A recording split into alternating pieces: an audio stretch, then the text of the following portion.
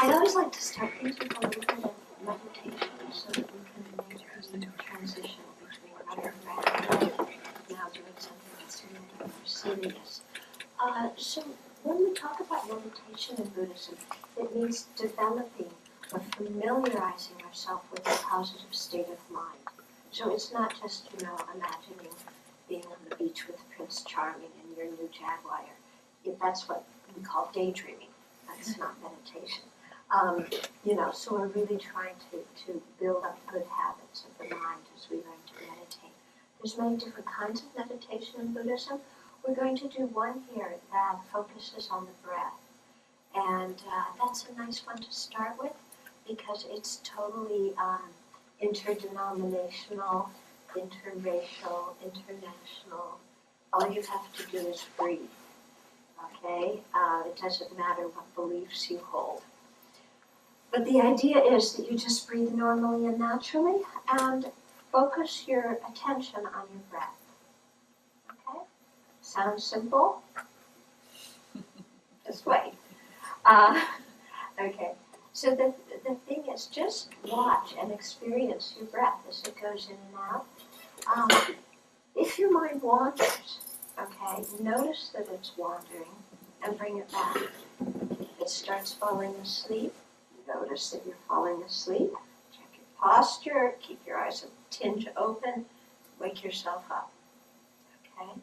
And so try and just enjoy breathing and enjoy being here breathing. Okay? We've been breathing our whole lives. We very seldom actually have stopped to appreciate it. And yet it's something that's always going on, and it's our breath that connects us with, the rest of the universe while we're alive. So it's nice to sit here, focus on your breath, and let yourself be content to do that. So this is a totally un-American activity, contentment. Where are we ever taught to be content? We're not. We are taught to be discontent because discontentment fuels the economy, doesn't it? So, if you're not discontent, you don't go out and buy anything, so the whole country falls apart. So, try and just develop a sense of contentment to sit here and breathe. Don't worry about doing it wrong. You don't have to pass any breathing exams. Okay? You don't have to prove that you breathe better than the next person, so you deserve the breathing job. All you have to do is sit here and just enjoy doing what you're doing. Okay? So while you're watching your breath, try and really let yourself be content to do that. Okay? So let's just do this for a few minutes. Okay? We usually put our hands in our lap, right on the left and the thumbs together. Sit up straight. Just check your body for a moment, see if there's any tension anywhere, and if there is, let it go.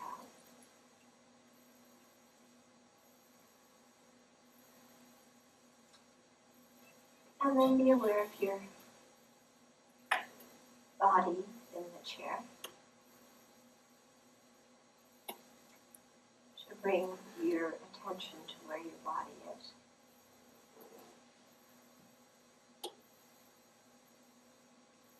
And become aware that you're breathing.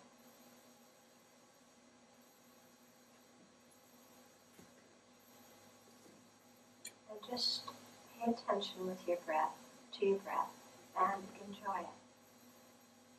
So a few minutes of silence to do this. And spend a moment cultivating our motivation. So just think for a minute, why am I here? What was my motivation for coming here tonight?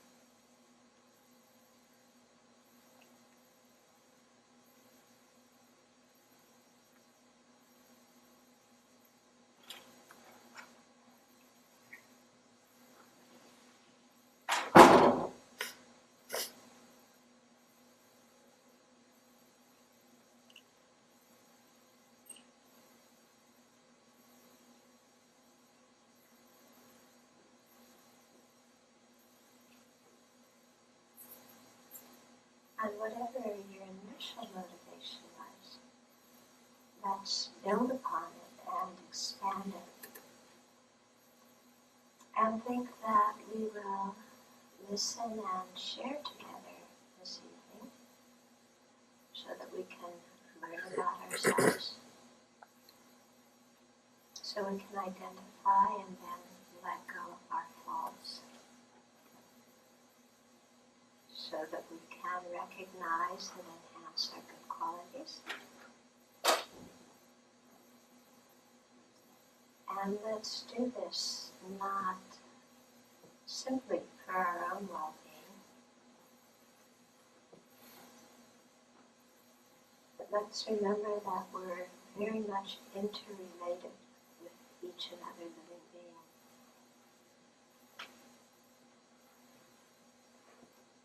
And so let's work on ourselves, let's learn, let's practice, so that through transforming ourselves, we may make a positive contribution to the well-being of everybody else.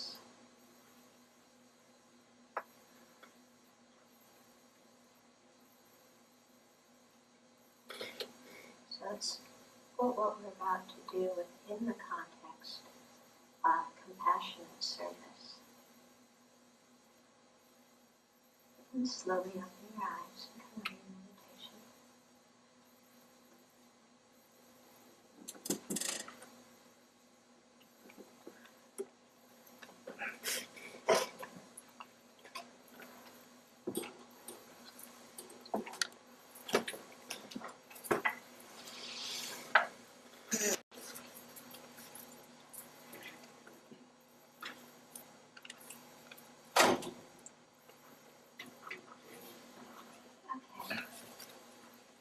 So that little exercise of cultivating our motivation is a very important one.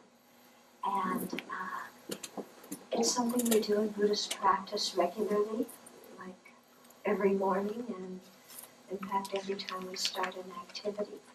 And it's one thing that I think leads to emotional health, or at least emotional self-awareness, is to stop and do that practice of asking ourselves, why am I doing what I'm doing? Because we always think we know why we're doing what we're doing. But have you ever had the experience of 10 years later looking back upon something you did in the past and said, I was doing that for a totally different reason than I thought I was doing it at the time? Well, so lots of times we can save ourselves and others a lot of misery if we become clear on what our motivation is. Because if our motivation is sticky and gummed up, for sure what we engage in is going to turn out similarly. If our motivation is clear, then what we engage in we can feel peaceful about, no matter how it turns out externally. From our own side, we can feel comfortable with our own efforts in it. And so motivation, checking our motivation is important for our emotional health. And that actually leads into the next question, which is, what is emotional health? And Stephen drew up a little outline of things he thought I should talk about. So it starts out at the top is, what is emotional health? Okay. Well, I'll give you a very simple answer. Liberation and enlightenment. Okay. You're going to go, you know. But really, that's what emotional health is. Because from a Buddhist viewpoint, what we call cyclic existence, or the cycle of constantly recurring problems, is caused by what we call the three poisonous attitudes: ignorance, anger, and clinging attachment. Okay? Ignorance here refers to a misconception of how we exist, what our nature is. Anger refers to exaggerating the negative qualities of someone or something so that we want to strike back at it and get away. And clinging attachment is exaggerating the good qualities of someone or something so that we want to stick to it. Okay? So, from a Buddhist viewpoint, we are involved in this whole cycle of existence, of constantly recurring problems, and it's fueled by ignorance, anger, and attachment. Okay? So as long as we have attachment, we're going to find something to get obsessed about. As long as we have anger in our mind stream, we're going to find an enemy to hate. As long as we have ignorance in our mind stream, we're going to space out and do stupid things. Okay? So, real, long-lasting emotional health, not Band-Aid emotional health, but real, long-lasting emotional health entails extricating these three poisonous attitudes from our mind stream in such a way that they don't arise ever again. Then we can have a lasting state of emotional health that isn't going to fall back, that isn't going to degenerate. Because the other kind of emotional health, our temporary emotional health, which is good and it's necessary, okay, but it doesn't last long, does it? I mean, you can go through years of therapy and you build up your self-confidence and you work out some of your issues and you feel good, and then you get in a relationship with somebody and then you go, ah! You know, this isn't working out the way I thought it was going to. Yeah. Or, you know, you think that you're all balanced and then you get a new job and your mind goes off balance again. But, you know, whoever we are, whatever we're doing, we have problems. So as long as we have problems, as long as we are fighting the world, that's a state of emotional imbalance. Okay?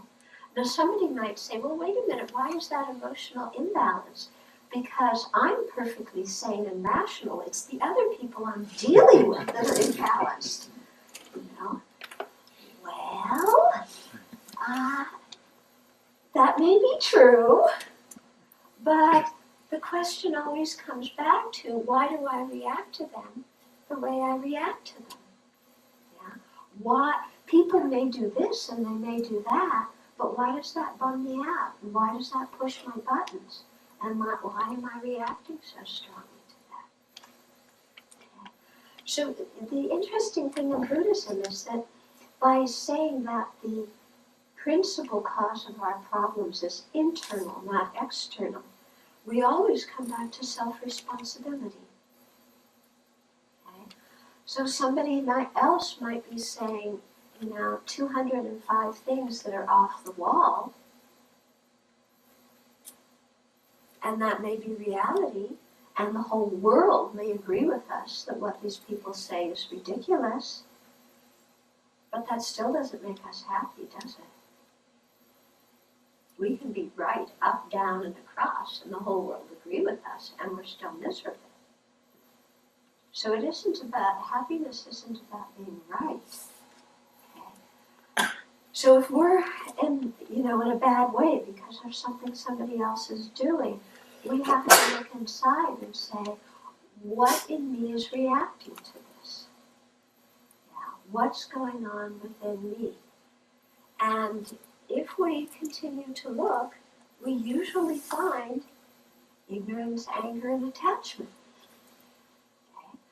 Sometimes for variety, we might find jealousy or pride, or doubt, or laziness, or lack of conscientiousness. You know, there's some other varieties, but they kind of all boil down, to ignorance, anger, and attachment. So the nice thing about the Buddhist approach is that there is something we can do about the situation. Okay? And let me just explain how the Buddhist approach differs from our worldly approach.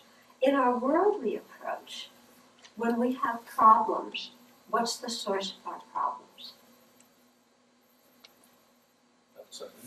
Outside, you bet. Yeah? I'm just sweet little old innocent, well-meaning, adorable me walking through life, and can you imagine that my family does this and then my boss does that and my supervisor does this?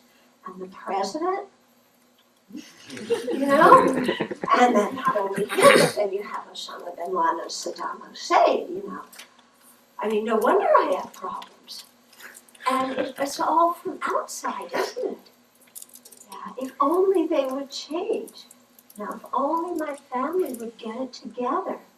If only my pet dog would realize how kind I am to him, you know, and stop barking in the middle of the night. If only, if only somebody else would do something different, then I would be happy. And that's our worldly way of looking at things. And that worldly way is a dead end. It's a total dead end, because we have been trying to change the world since we were born. And have we succeeded? No.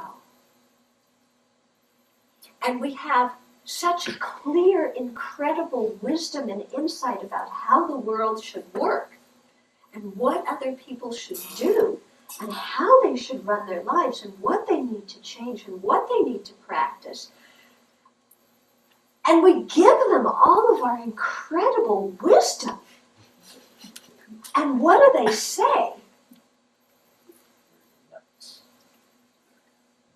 They say, you're nuts, or mind your own business, and that's on the days they're being polite.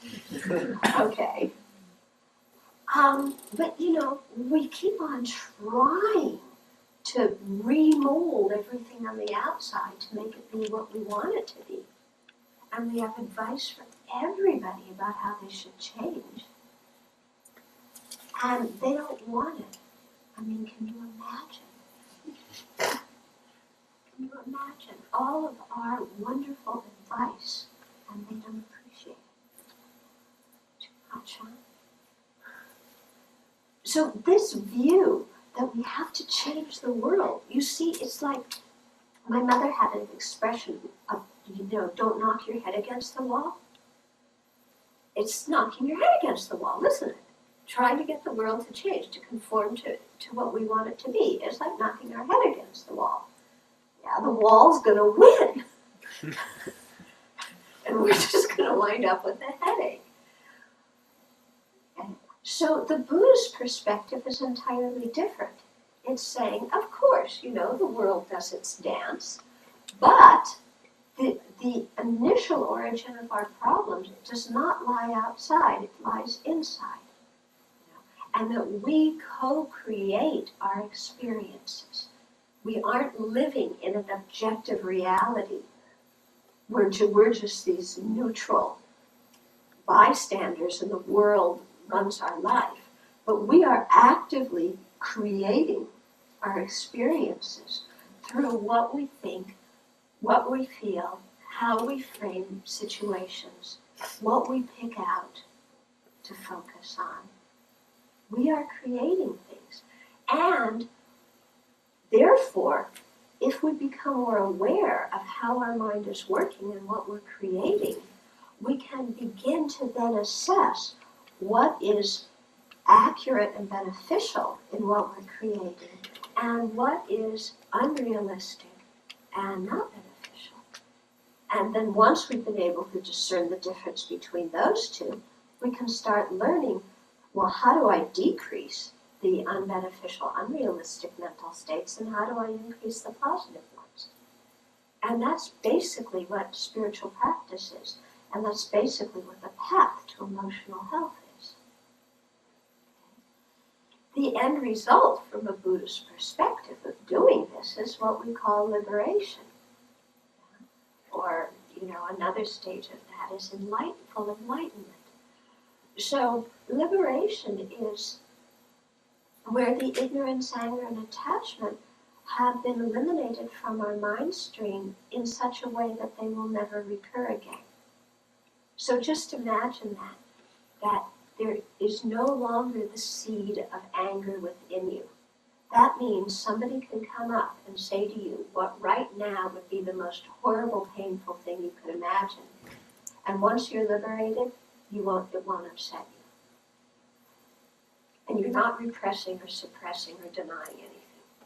But it's just that there's no longer the defensive seed of anger in your mind stream. So no matter what people say, how they act, you're okay with it. I mean, think about that. Wouldn't that be nice? So that's just an example. That's an example of how a liberated being would be. That's not a total definition of one. Okay, but we get some kind of idea there that through the internal transformation, how the world appears to us and how we engage with the world is going to be totally different. Okay, and it's not going to be because the world changed. It's going to be because our approach to things changed. And we can see so clearly how our approach, our mood, our interpretations influence our experience. I mean, I'll just give you a few examples that I think you can resonate with. Because I think this is a very important point to make, how much things depend on our own mind. So I think we've all had the experience of waking up in a bad mood. Yeah? Nothing happened, but you wake up and you just feel bleh. And have you ever noticed on those days you meet so many inconsiderate, obnoxious, and rude people? Ever notice that? Just the day when you feel really crummy, they show up, as if it's a conspiracy to bug you. They're all there getting on your back. Another day where you kind of feel self-confident, even somebody gives you some feedback about something you did that, didn't feel was up to par. You listen, you say, yeah, you're right, I need to work on that, and you don't get bummed out about it. You notice that? Says something, doesn't it? Why do all the obnoxious people show up on the day we're in the bad mood? Weren't they also there on the day we were in the good mood? Is it our bad mood that's making them into obnoxious people? No, this is something to look at. Or another example, we've all had the experience of going into a room where we don't know very many people or don't know anybody. The first day of class, you walk in with trepidation. Oh, I don't know anybody here. Or the first day at a new job, I don't know anybody, So, or you walk into a party, I don't know anybody. I'm sure they all know each other. They're all friends. Everybody's chummy, except me. I'm not going to fit in. I know I'm not going to fit in. I just don't, and they're all friends. Who's going to talk to me? I don't have anything to offer. They're all involved in their own stuff, and why should I go in anyway? They're not going to like me. And actually, you know what? I may not even like them either. And so what's the use of going in? Let's just forget it, Okay? So you find one person before going into a room where they don't know anybody, and this is the kind of stuff that's going on in their mind. Okay?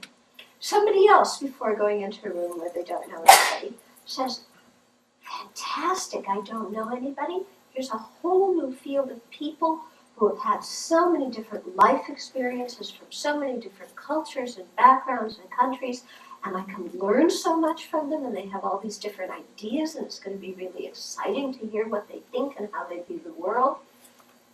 Okay, and somebody else goes into the room where they don't know anybody with that kind of mind.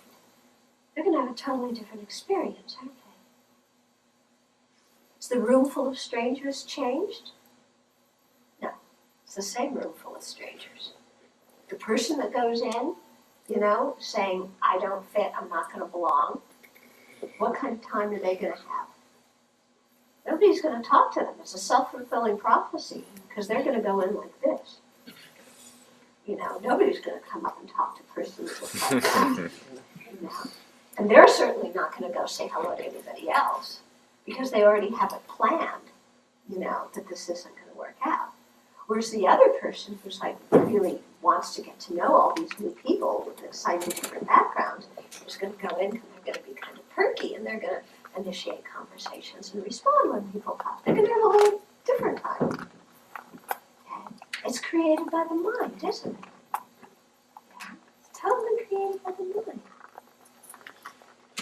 So I think this is the basic point in Buddhist psychology. is to look at what our mind is creating and how our mind is creating it and start to reform some of those things. Because one of our big problems from a Buddhist viewpoint is that we believe everything we think. Yeah? Can you imagine that? We believe everything we think. We think every idea or every perception we have is an accurate description of what's going on. Now, when you had a fight with somebody you loved, you saw the fight completely correctly, didn't you? Yeah? You know what the controversy's about. You saw the situation 100% accurately when you had this fight. And it was a very clear situation. I'm right, they're wrong. Isn't it? When you had a fight with somebody you live with, do you ever think I'm wrong?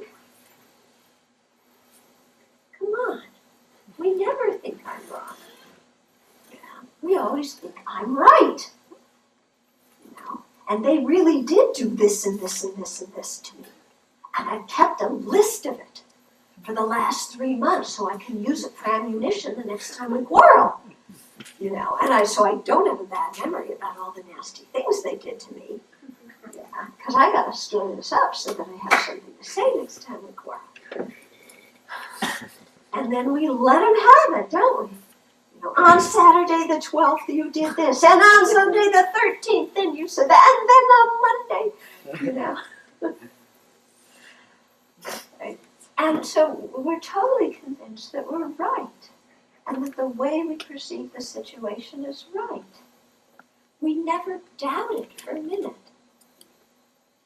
Well, imagine just for a second doubting our anger. Doubting whether our anger tells us the right story. Think about it. What would happen if we doubted our anger as a correct perception and started doing a little bit more investigation? Or when we get really obsessed with something, when that mind that comes up that says, I really need this. You know that? Especially all you people from the psych department, I'm sure. You all talk about needs, don't we? We have wants and then we have needs. Needs. I need this. Yeah, I need this and I need this and I need this and I need this.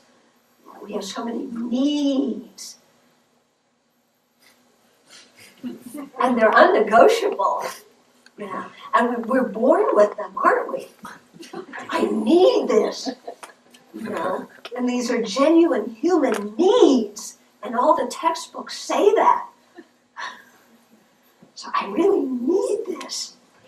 So I need $100,000, and I need a good job. And I need an education, and I need you to tell me you love me at least once a week, otherwise I'm going to be insecure in the relationship. And I need to be appreciated, otherwise I'm going to doubt myself. And I need to be told, how wonderful I am. And I need to be recognized for my good qualities. And I need to be loved unconditionally. Don't ask me to love anybody else unconditionally because I'm incapable of it. But I need to be loved unconditionally. And I've had such a hard life, and the world really owes me something. And we have such a sense of entitlement, don't we? Or am I just talking about myself? Uh-oh. Yeah, but we do, I need all these things. The world hasn't treated me well enough. And I've been so sweet and kind and considerate and loving and adorable. And, things don't work out. And why not? Why me?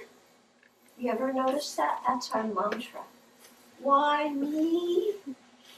So we do 108 why me's, and then we go on to the second mantra, poor me. Yeah, we recite it, just like you're doing. Poor me, poor me, poor me, poor me. That's our mantra. And we do it again and again, and we believe it, and we enforce it, and we talk about it, and we moan about it. Okay?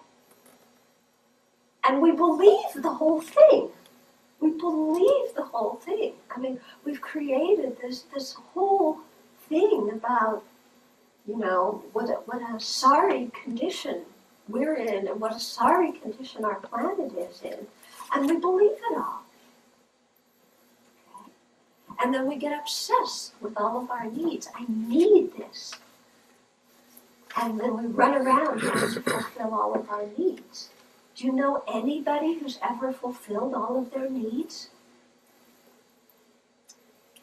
Think about it. Have you ever fulfilled all of your needs? I've never fulfilled all of my needs.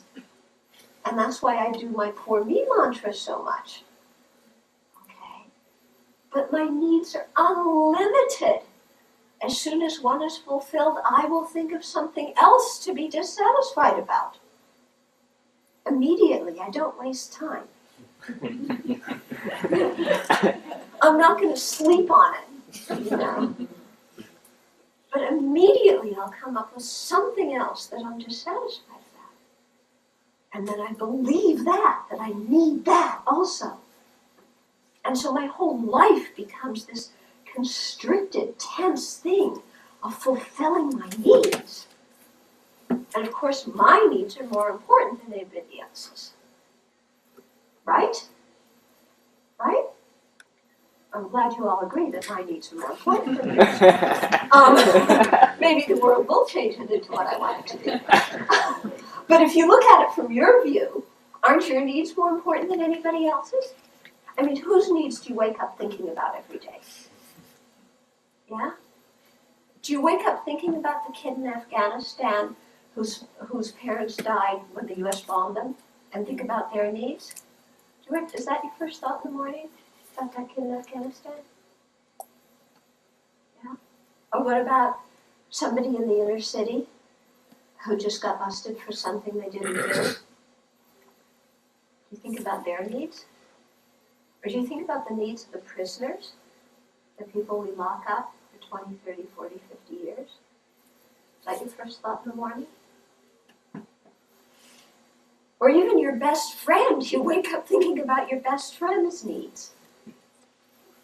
We don't, do we? Whose needs do we think about all the time?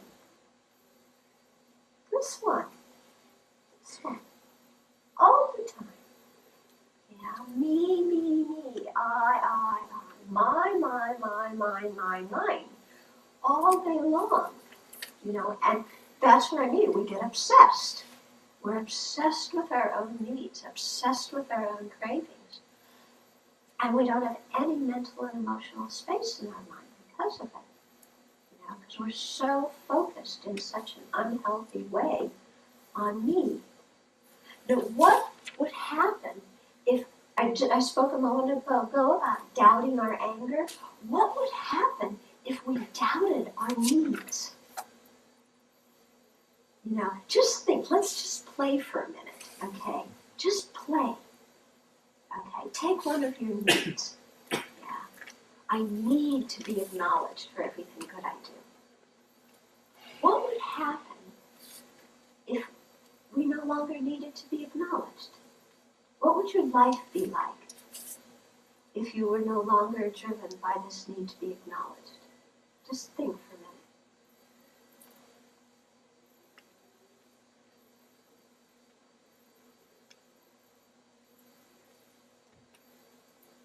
Would your life be different than it is now? Yeah? Would it be different? Mine would be. Yeah? Why do we need to be acknowledged? Okay, as kids, when we were growing up, we're getting conditioned, we're getting socialized. Kids need that kind of feedback. But why do we feel we need to be acknowledged for everything? What does other people's acknowledgement do for us? Somebody coming up and saying, "Oh, you did such a great job." What does that really do for us? Does it fill that emotional hole inside? That's the feeling of needing acknowledgement? does it? It's more like telling yourself that you are good. Like to have other people tell you yourself that you are good. So we'll think we're okay if other people tell us we're okay.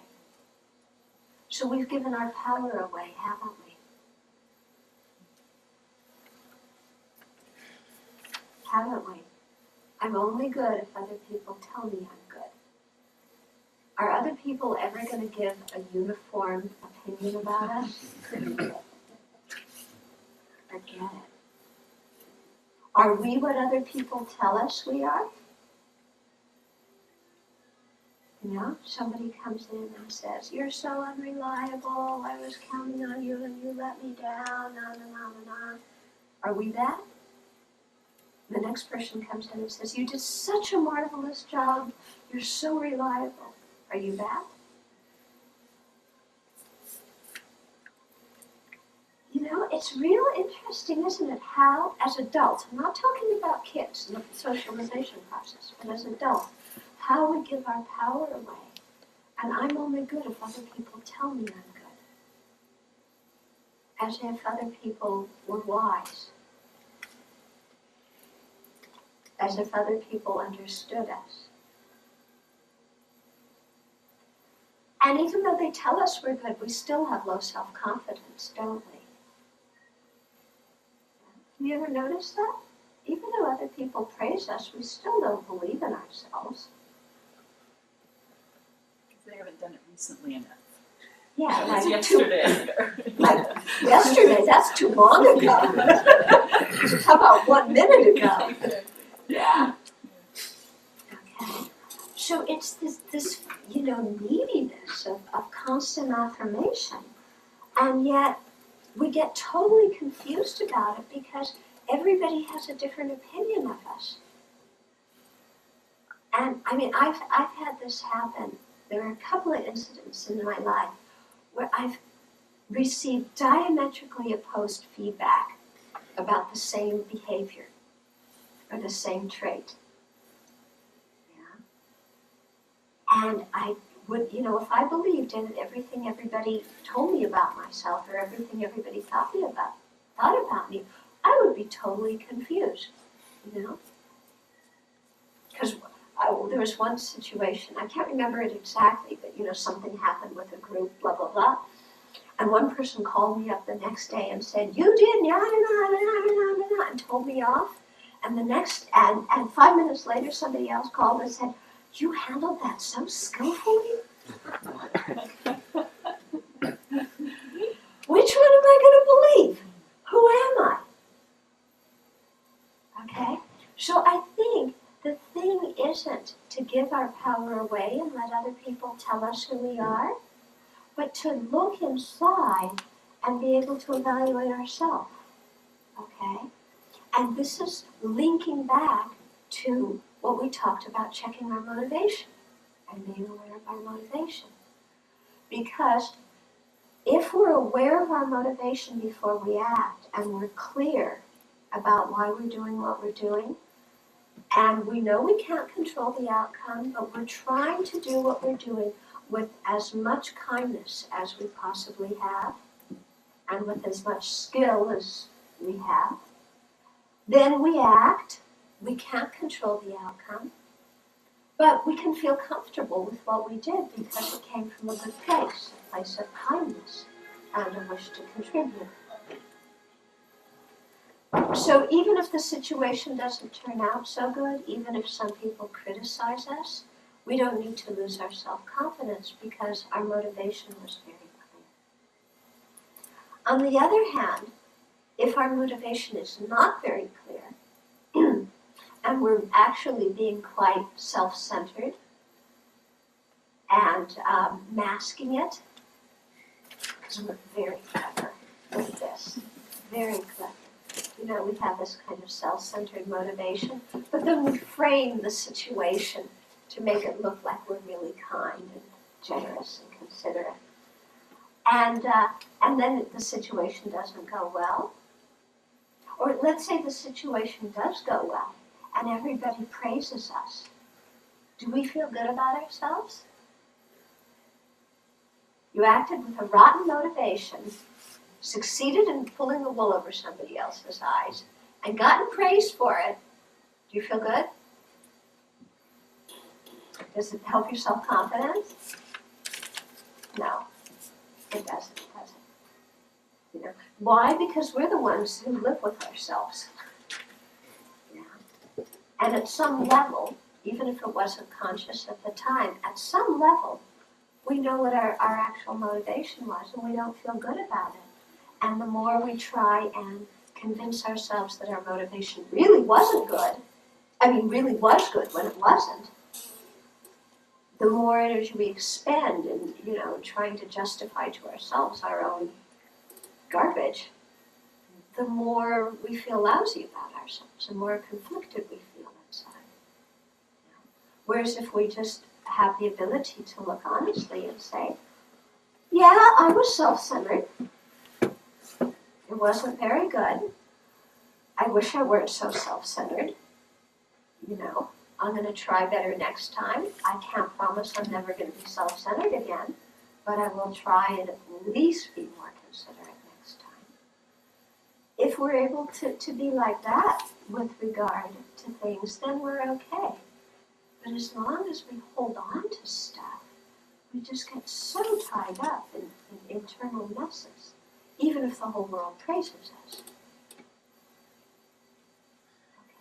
So I think a lot of our remedy to low self-esteem is learning, getting to know ourselves better and learning to be honest with ourselves, learning to accept ourselves. Okay?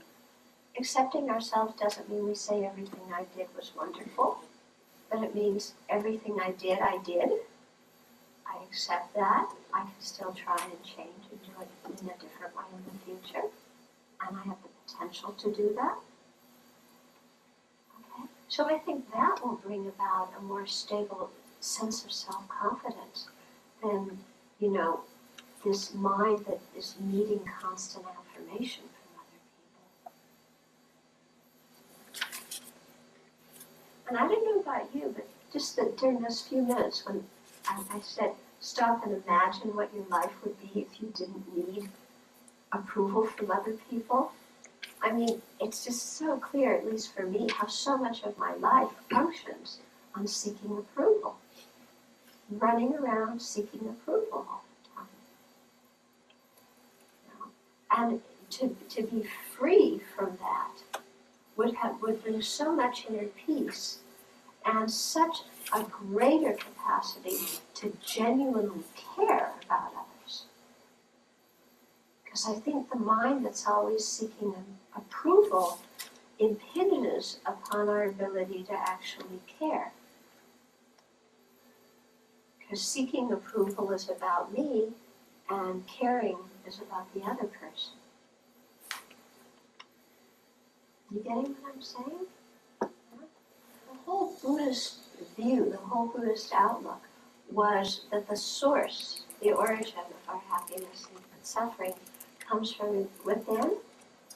So that means that we can have control and power, and there's the possibility of change.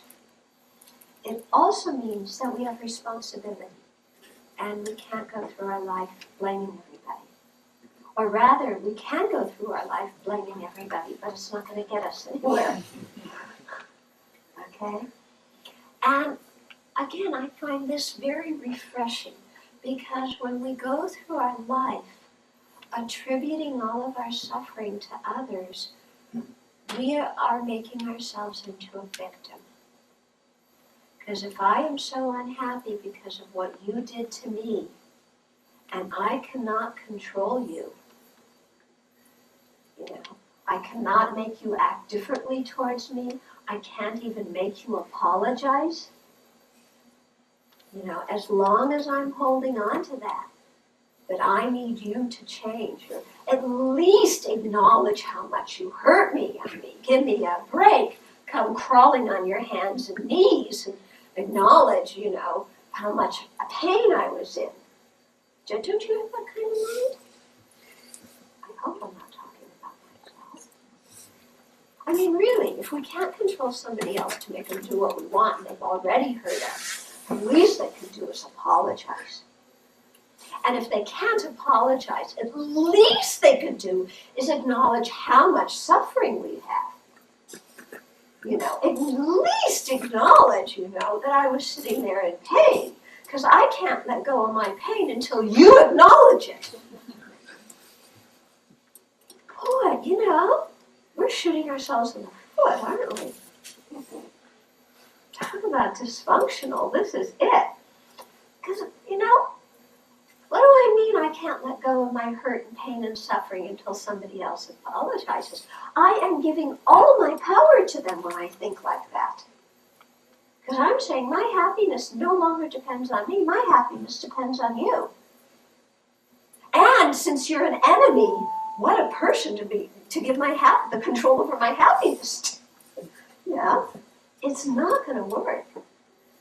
Whereas if I let go of that, you know, and stop holding that grudge and stop feeling that I need my pain acknowledged, then my mind is peaceful and happy. And I have responsibility for my own emotions, and I try and do something about them instead of saying it's somebody else's responsibility to fix me.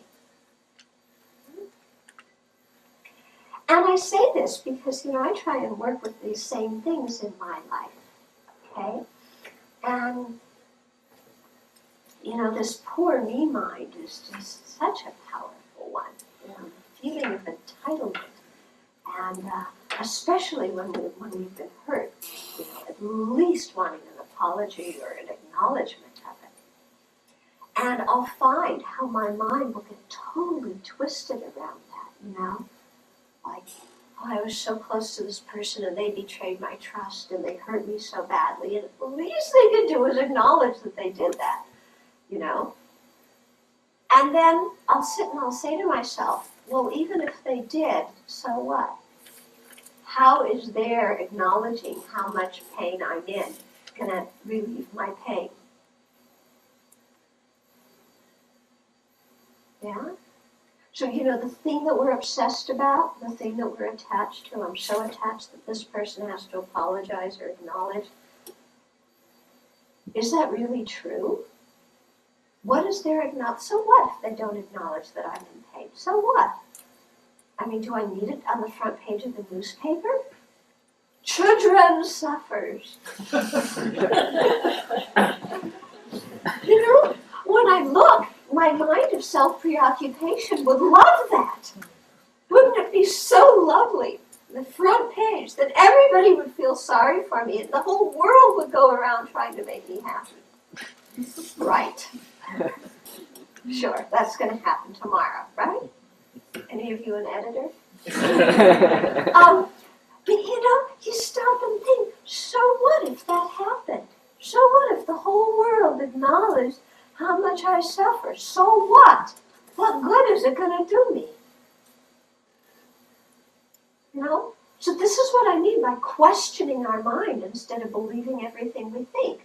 Questioning what we think we need instead of believing that we really need it. You know?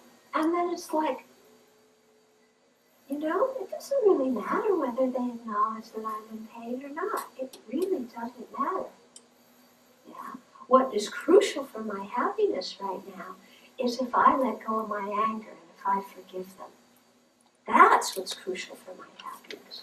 Because as long as I hold on to my anger and I won't forgive until they do something, they're not hurting me, I'm hurting myself.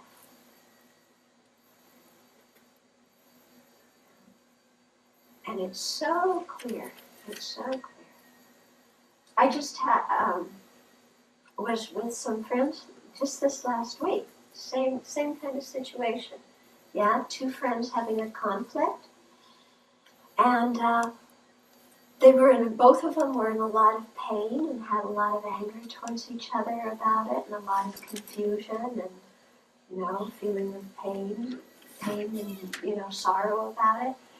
And one of them went to the other one and said, you know, because he had been doing a lot of purification practice and really working with this in his meditation practice, and he was able to say to the other person, I'm really sorry if I hurt you, and I don't have anything against you right now, and please try and understand that.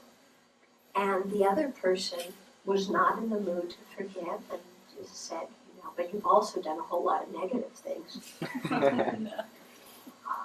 And I looked at the situation afterwards. The person who apologized, is the person whose mind is at peace.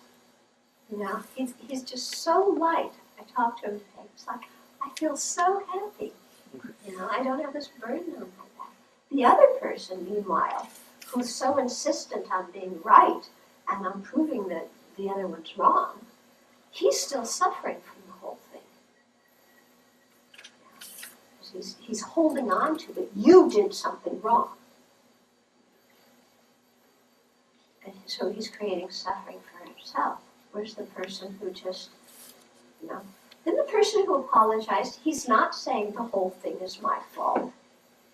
He's just saying my part of it I apologize for. His mind is peaceful and the other person's mind isn't. Okay? So do you see what I mean? The person who's holding on to the anger, who wants the other person, not just to apologize once, but at least 15 times, that person's given his power away, and his own mind is unhappy. The person who's able to say, I have some responsibility in this situation, and I also have responsibility for my own grudges and my own anger, and therefore I'm going to apologize and try and heal it, that person is peaceful. There you go. Right there, isn't it? Okay, so it's this whole Buddhist view that our mind is the source of our happiness and suffering.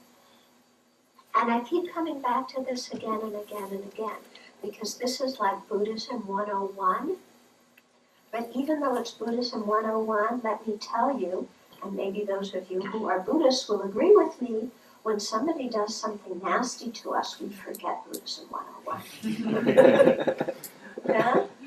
And we go instantly into, it's your fault.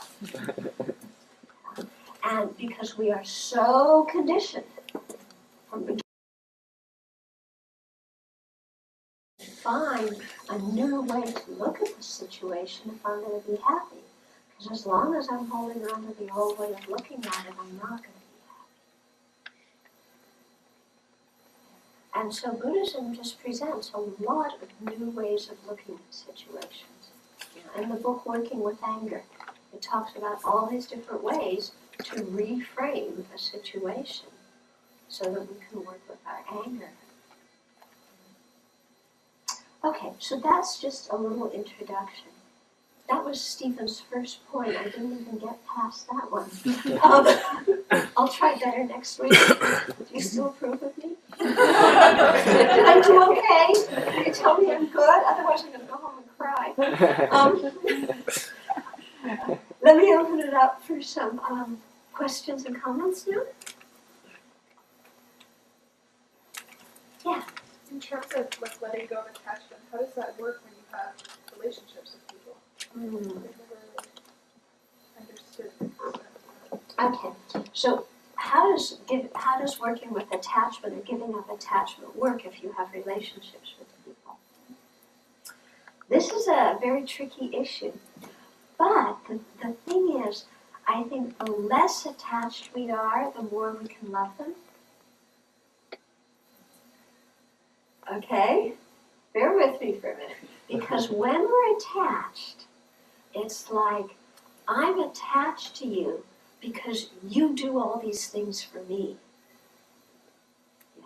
You fulfill my needs, you tell me I'm wonderful, you compliment me, you remember my birthday, you support me when I'm down, you're always there for me.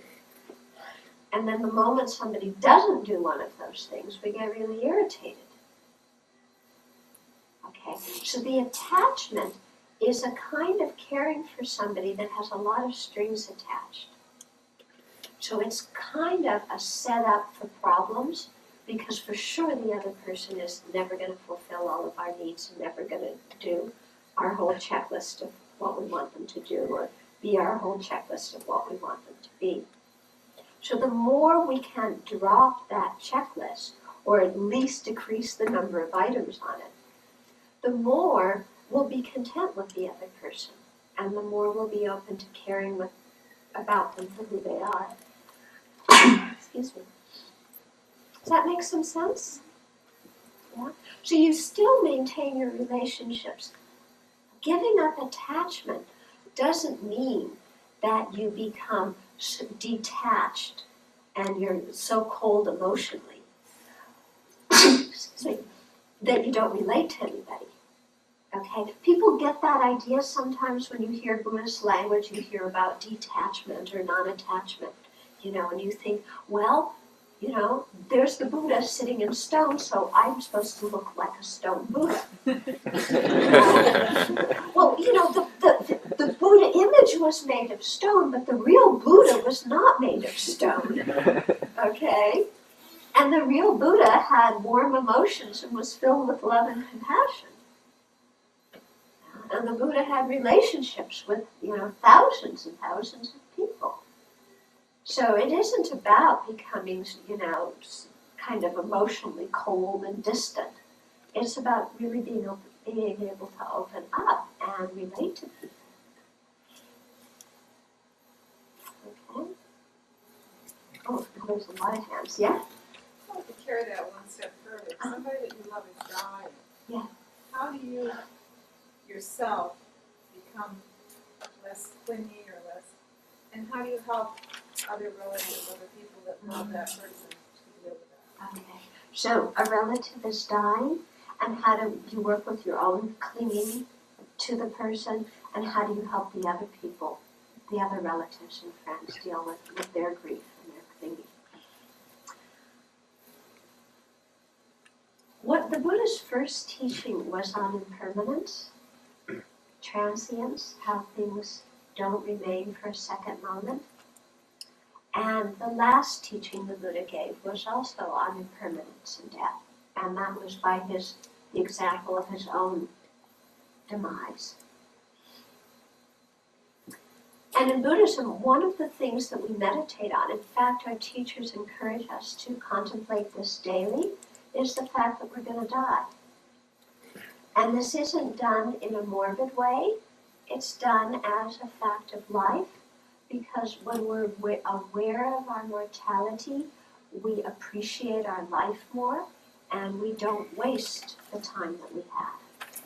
And when we're aware that we're not going to live forever, we don't waste our time on petty obsessions and petty arguments, because we realize that there's something much more important to do in life.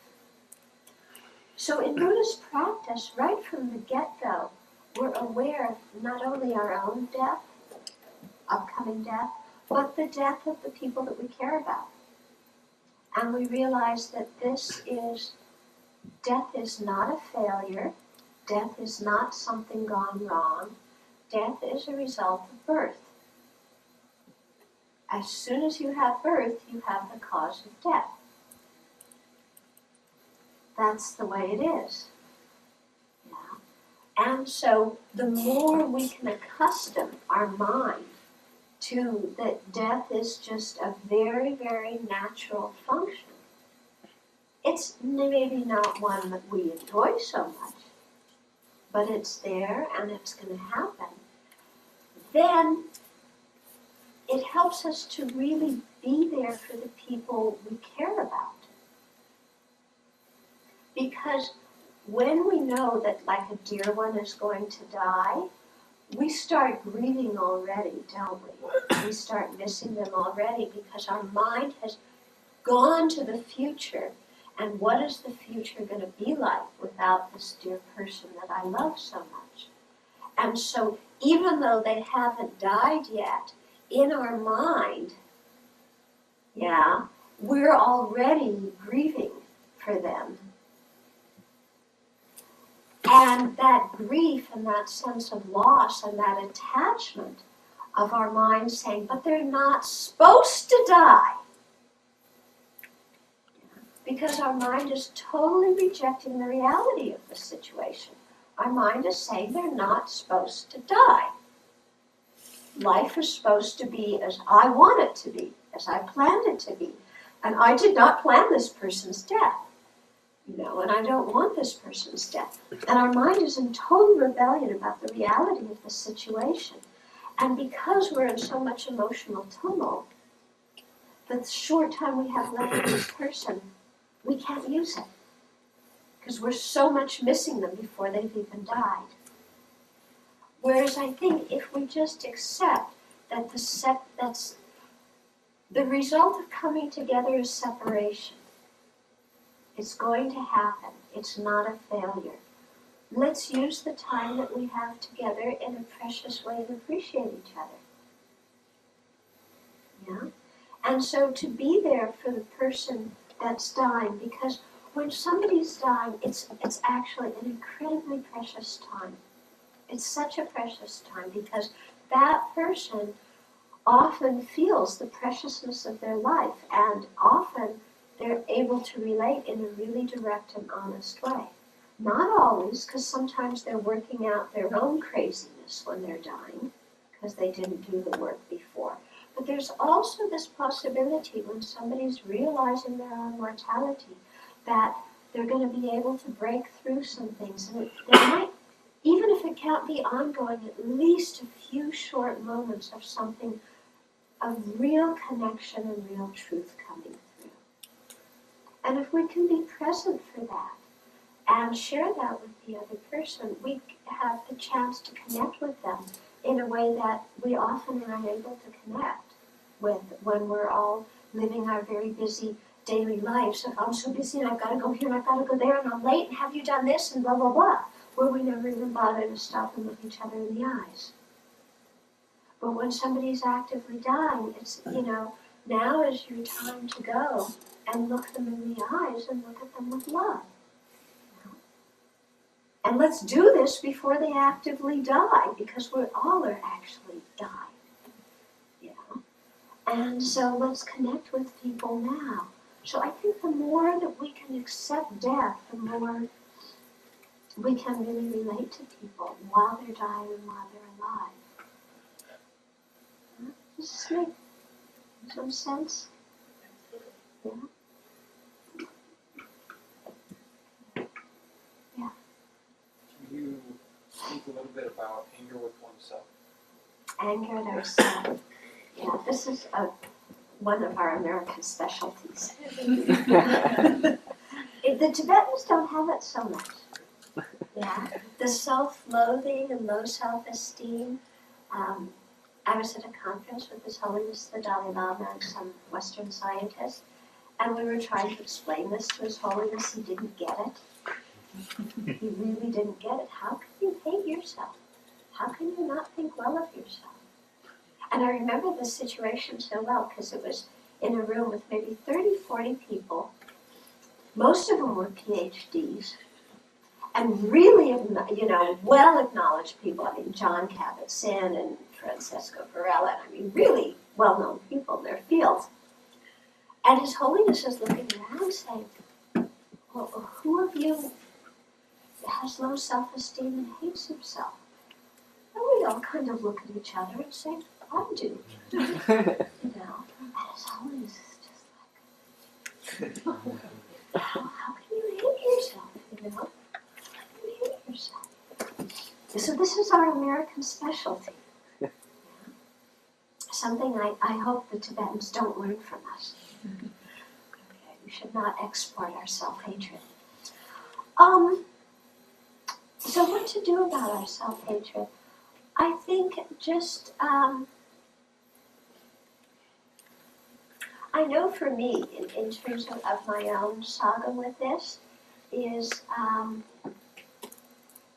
just learning to say I did the best I was able to do in this situation. Yeah. And learning to be able to look back at the person I was who did something stupid and say, I understand her.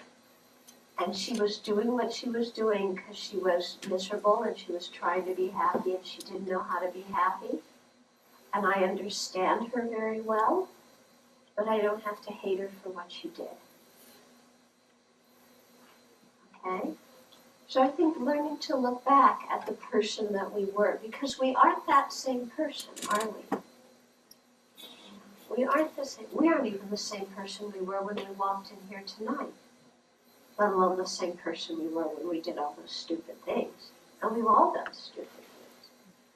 But to be able to look at that person, with the way you would look at somebody you really loved who did something stupid, and not to you because that's hard to forgive, but to somebody else, and forgive them, and have a little bit of softness and gentleness for somebody who's confused. Okay, so to admit, yes, I am a sentient being. A Buddhist definition of a sentient being is somebody who's not enlightened. Okay, I'm a sentient being. Yeah. Moreover, I am under the influence of ignorance, anger, and attachment. Expecting myself to be perfect, whatever in the world perfect means, I still don't have a clear definition of that. But trying to be something that I don't know what it really means, instead of trying to do that, just trying, each moment I try and do the best that I'm capable of. Some moments I am not capable of doing very well, but that's okay because I'm doing the best I'm capable of in that moment. And I'll learn from my experiences. So I think that kind of attitude, plus in Buddhism we do purification practices. And I think these are very psychologically healthy. They have 4 powers to them. One is regretting our mistake. Regret does not mean feeling guilt. It means just regretting. Okay, making a determination to try and avoid acting that way in the future. Taking refuge in our whatever our spiritual objects of refuge are, and generating love and kindness for other sentient beings, specifically whoever it was that we harmed. And then doing some kind of remedial behavior to counteract what we did. So it might be community service, it might be some active behavior, or we do this thing of the purification meditation, where we would imagine the Buddha made of light, and then light coming from the Buddha into us, purifying us of all that negativity and all the bad feelings that we have. And even if somebody isn't a Buddhist, they could just think of wisdom and compassion manifesting as a ball of light in front of them, and then that light radiating into them, and feeling your whole body and mind filled with light, so that there's no space for all that guilt and remorse and self-criticism, because it's just flushed out by this constant flow of wisdom and compassion. So we do that kind of meditation a lot, and using those kinds of symbols, I think really helps a lot with self-hatred. Does that make some sense?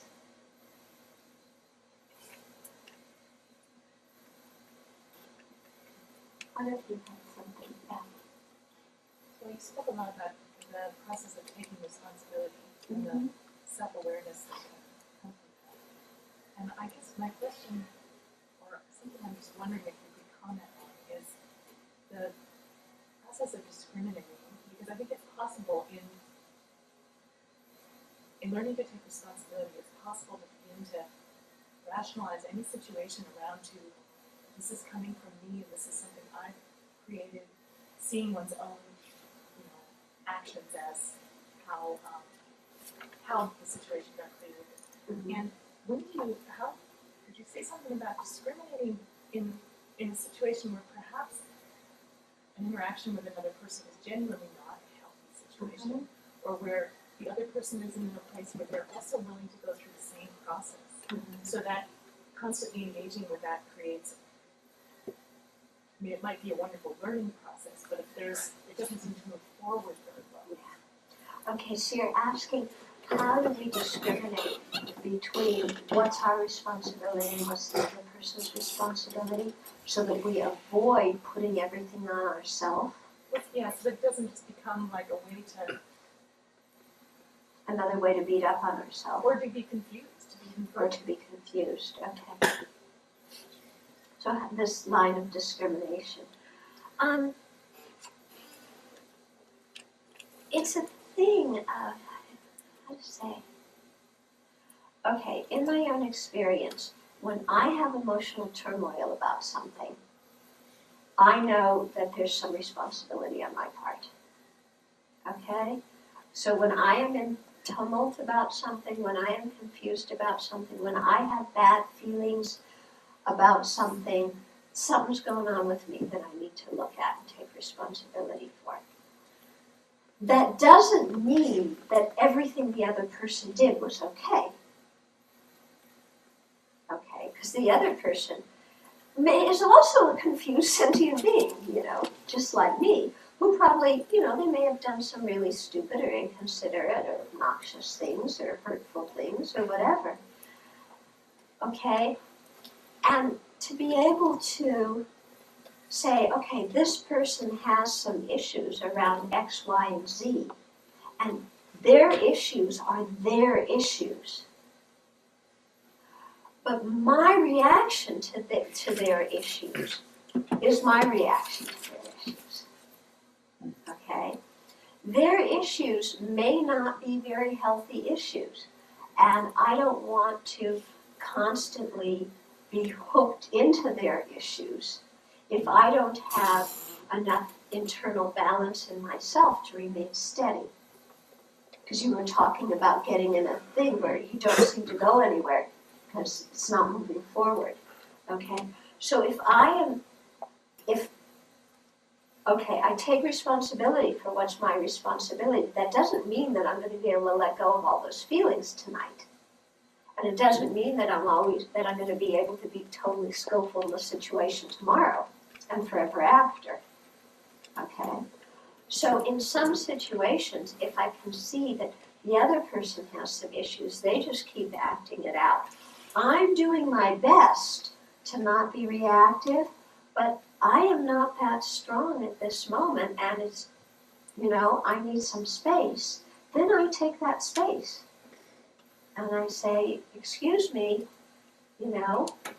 we're at loggerheads and we're not going anywhere, and either we need a third party to come and help us talk, or we need to take some space. And I need to work on myself, and I don't know what you need to do, but I need some space. Yeah. And then I go back and start to work with that inside me, of what inside me is so reactive to what the other person is doing. Okay?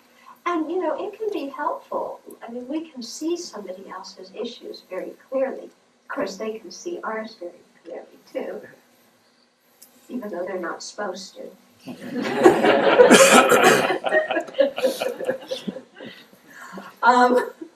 But, it's helpful because, yes, this person is like they have a strong habit in this way. And I have a strong habit to be reactive to this. And either we need to do something together to work on this, or we need some distance to work on it separately.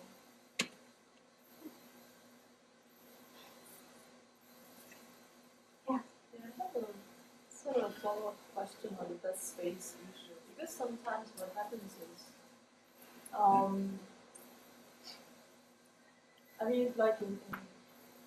there's a lot of wonderful Buddhist practice, like Stuma 7, in other words, that's sort of supposed to help you to get yourself out.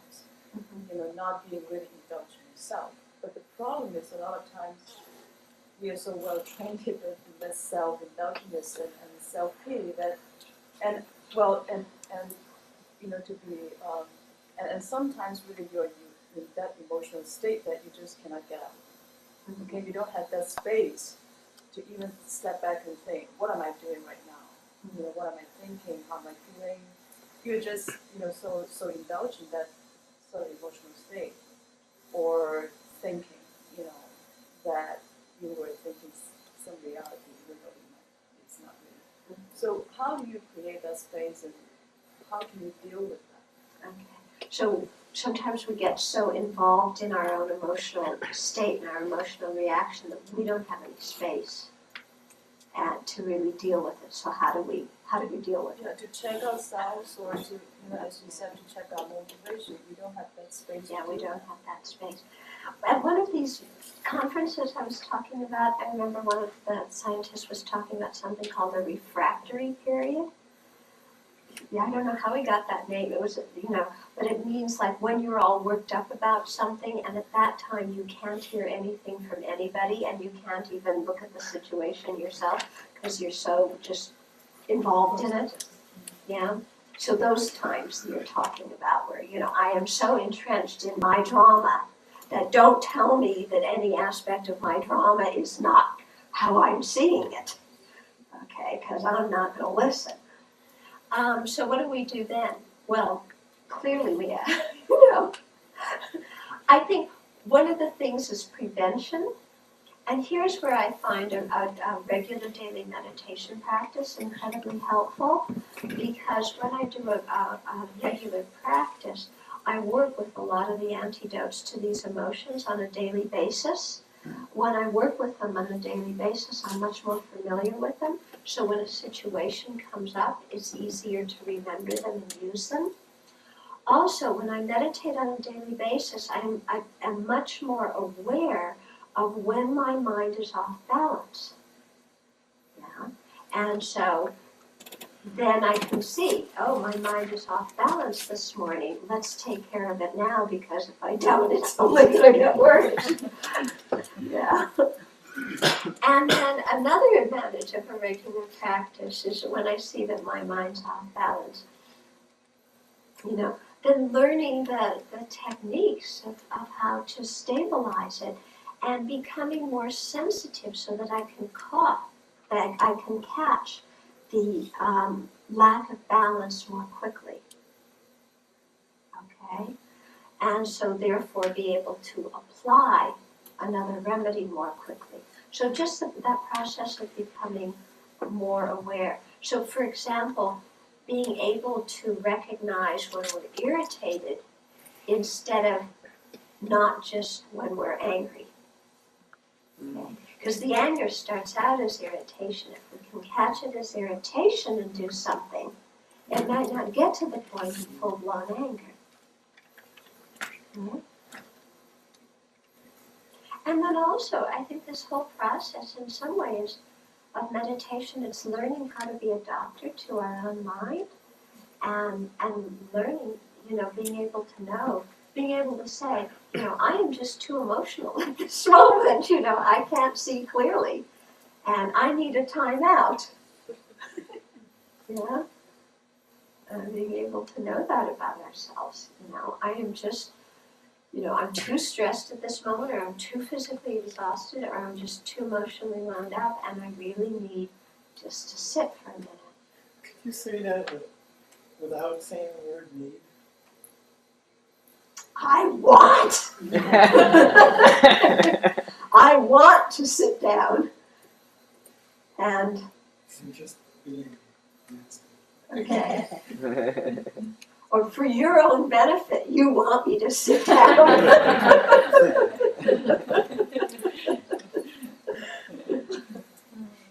Okay, this will be the last question. Well, just along that line, when I'm in a good place, the meditation comes easily, and my daily meditation works perfectly.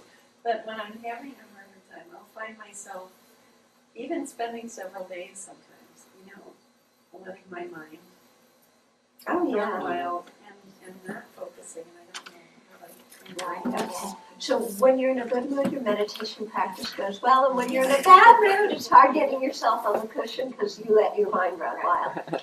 This, I think, is the advantage of having a very disciplined daily practice. And I know in terms of myself, as I have made certain promises to my teachers to do certain meditation practices every day. When I wake up in the morning, keeping those promises is the most important thing I have to do that day. So whether I want to sit or not, I sit. So I feel that the force of having made that promise is very good, because then I can't spin out too much, because I've got to sit there. There isn't a choice about not to sit. And even if I'm sick, even if I can't sit upright, I still, lying on my bed, I'll do those meditation practices. Okay? So I think that the force of that is very helpful.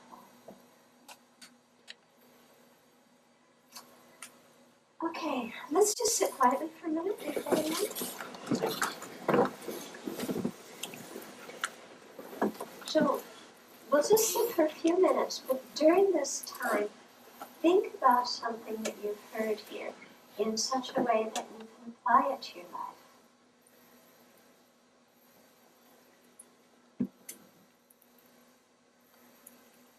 And the good energy we've created together this evening, let's dedicate it, let's send it out into the universe, together with our aspirations and our wishes for the well-being of each and every living creature. Let's go through what we've done together this evening as individuals and as a group. May this contribute to sentient beings living in peace with each other and people being at peace within their own hearts. Okay. Thank you very much. Please try and work with all of this during the next week and think about it, and we can discuss it more on Friday. And try and have a little bit of a sense of humor about what goes on in your mind.